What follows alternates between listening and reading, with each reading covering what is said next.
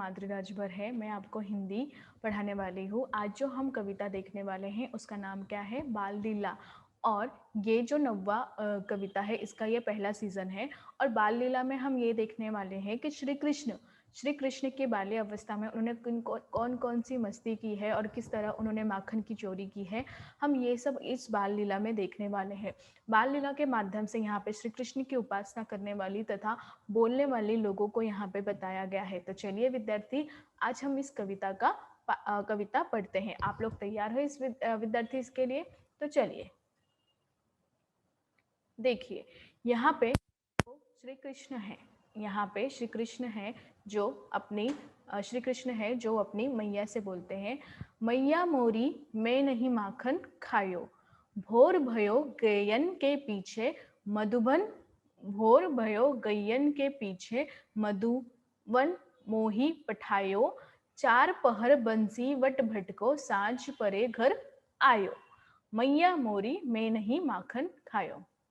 यहाँ पर बाल कन्हैया जो है थोड़े बड़े हो जाते हैं। यहाँ पे जो बाल कन्हैया है वो थोड़े बड़े हो जाते हैं और अपनी संगी साथी हमजोली के साथ खेलने लगते हैं।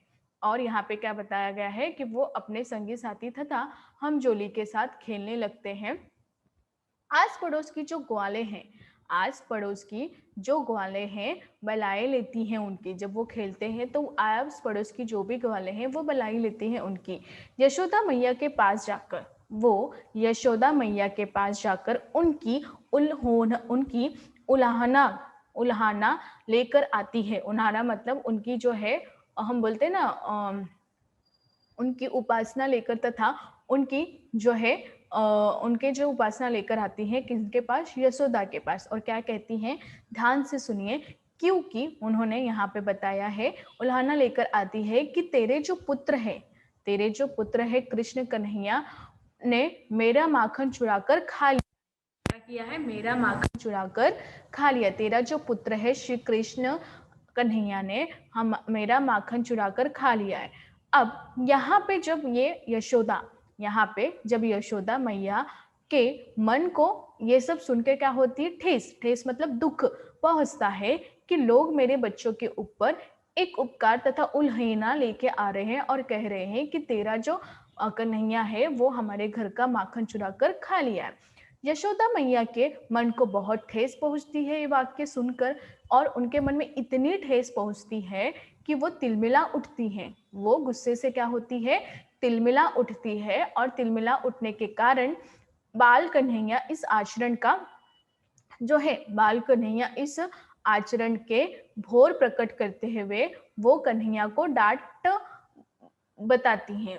और छोटा सा कन्हैया जो है वो माँ को अपनी तुतली बोली में सफाई देता है। और जब ये सब सुनकर वो बहुत गुस्सा हो जाती है, क्रोध में आ जाती है, और गुस्से में आकर वो क्या करती है विद्यार्थी?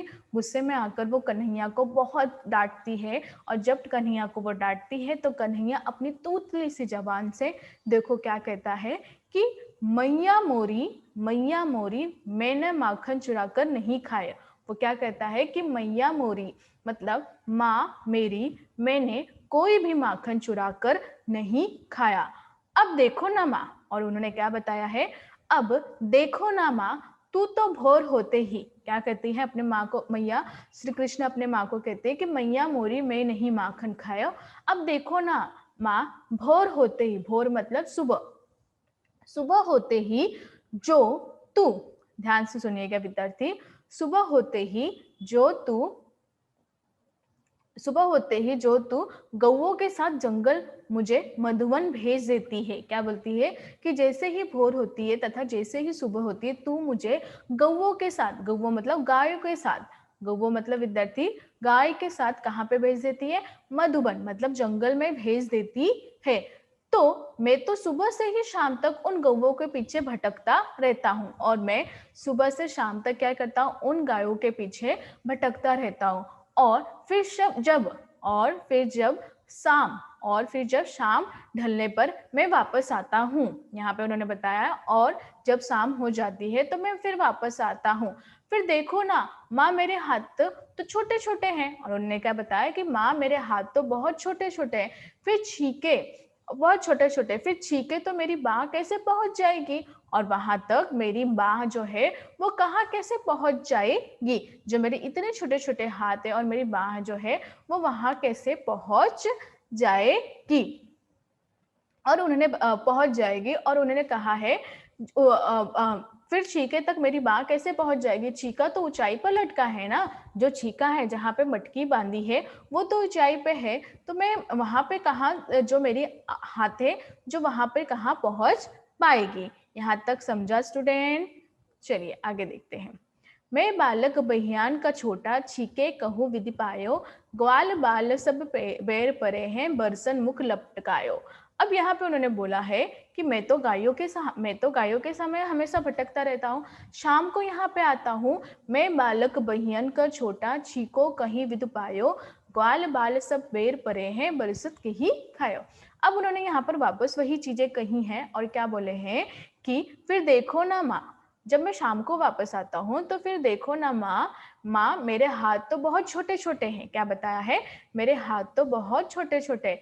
फिर छीक तक मेरी बाहें, जहां पर मटके बांधे हुए हैं, छीक तक मेरी बाहें कहाँ पहुंच पाएगी, छीक तक मेरी बाहें कहाँ पहुंच पाएगी। उन्होंने क्या बताया है? छीक तक मेरी बाहें कहाँ पहुंच पाएगी। छीको तो ऊंचाई, यहाँ पे देखो क्या बताया है, छीका तो ऊंचाई पर लटका है, छीका वो जो ऊंचाई पर लटका है, ये ग्वाल बाल मुझसे, यहाँ पे उन्होंने क्या बोला है, ये ग्वाल बाल मुझसे वेर जो है, ये मुझसे क्या कर रहे, बेर, बेर मतलब जो भेदभाव की जो दुश्मनी है वो रखते हैं। इन्होंने मक्खन स्वयं चुराकर, इन्होंने मक्खन स्वयं चुराकर मेरे ऊपर नाम डाल रहे हैं। इन्होंने क्या बोला है? इन्होंने मक्खन स्वयं चुराकर खाया और जबरदस्ती मुझ पे, मेरे मुख पर क्या किया है, जबरदस्ती मेरे मुख पर लपेट दिया है, ताकि मैं ही पकड़ा जाऊं। जबरदस्ती मेरे मुख पर जो है माखन जो है थोड़ा सा लपेट दिया है कि ताकि मैं ही पकड़ाऊं। समझा विद्यार्थी यहाँ तक? तो चलिए आगे देखते हैं। तू जननी मन की अति भोरी, इनके कही पति आयो, जी तेरे कछु भेद उपजे ही, जाने परायो जायो। अब यहाँ पे उन्होंने क्या बताया है, ध्यान पूर्वक सुनिएगा विद्यार्थी। उन्होंने बोला है कि उन्होंने बोला है यहाँ की हाँ, जबरदस्ती मुंह पर लपेट दिया, यहाँ तक तो आपने सुना, ताकि मैं पकड़ा जाऊं। और फिर माँ तू, यहाँ पे कहते हैं और फिर माँ तू, तू तो बहुत भोली है। यहाँ पे उन्होंने क्या बोला है, ध्यान से सुनिए कि और माँ तू, तू तो कितनी भोली भाली है कि इनकी बातें सुनकर सच मान ली। उन्होंने बताया क्या है कि तू कितनी जननी, जो माता जो तू है, तू कितनी भोली भाली है कि जो इनकी बातें सुनकर तुमने सच मान लिया है। मुझे तो अब लगता है कि, यहाँ पे ध्यान से सुनिए, मुझे तो अब लगता है कि तुम्हारे मन में मैं भी कुछ खोट पैदा हो गया है, मेरे प्रति कुछ खोट पैदा हो गया है, क्योंकि मैं तो तेरा बेटा नहीं हूँ। यहाँ पे क्या बताया उन्होंने, क्योंकि मैं तो तेरा बेटा नहीं हूँ, तू जननी तो मेरे जन्म देने वाली माँ तो नहीं, ऐसा उन्होंने यहाँ पे बताया कि मुझे ऐसा लगता है कि तू भी मेरी माँ नहीं है, तूने मुझे जन्म नहीं दिया है। तो यहाँ पे उन्होंने बताया कि तू बहुत भोली है कि जो दूसरों की बातों पे सुन लेती है। यहाँ तक समझा विद्यार्थी आप लोगों को? नहीं समझा है तो आप मुझे वापस पूछिएगा, मैं वापस बताऊंगी। तो यहाँ पे ऐसा प्रतीत हुआ है तथा ऐसा उन्होंने कहा है। वापस देखो, रिपीट कर, तू जननी मन की अति भोरी, इनके कही पति आयो, जी तेरे कुछ भेद उपजे, जानी परायो जायो।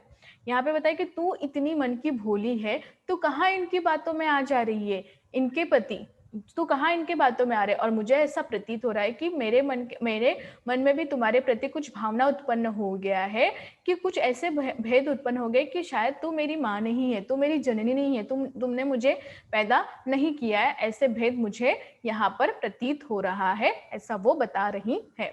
अब आगे देखिए, ये ले अपनी लकुटी कमरिया, बहुत अच्छी नाच नचायो, सूरदास तब बिहंसी जशोदा ले उर कंठ लगायो। अब यहाँ पे वो बोल रही है कि ये ले अपनी लुकुटी कमरिया, ये जो कमरिया है अपनी लुकुटी कमरिया ले लो, जो बहुत नाच नचाती है, तो मुझे बहुत नाच नचाता है।